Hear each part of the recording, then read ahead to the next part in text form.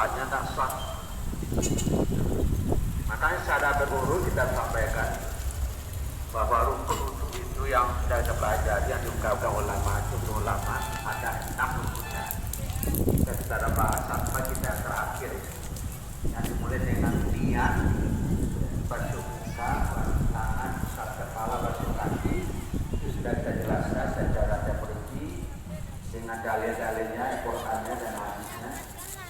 Maka yang terakhir itu adalah itu yang disebut dengan tartib. Tartib itu termasuk rukun. Ya, dikatakan dari ulama oleh Imam Syafi'i, Imam Maliki, ya, Imam Ahmad bin Hanbal, itu rukun. Tidak boleh juga. Apa tartib dan dahulu dan dahulu dan demikian saja. Dalam Al-Quran,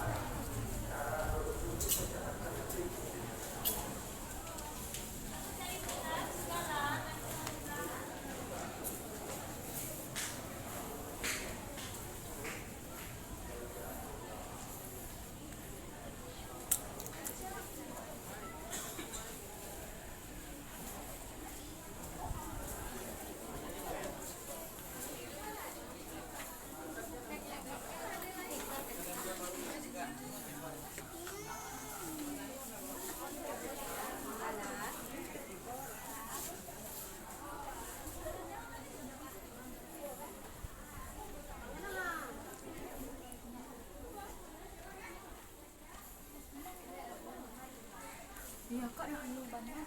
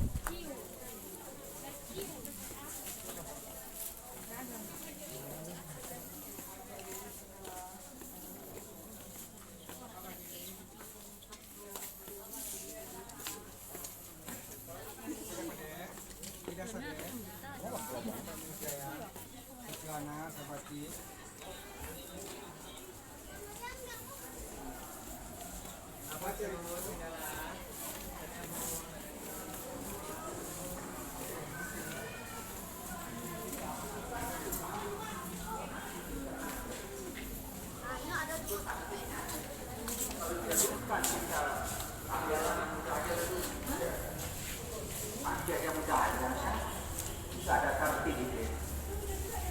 Jadi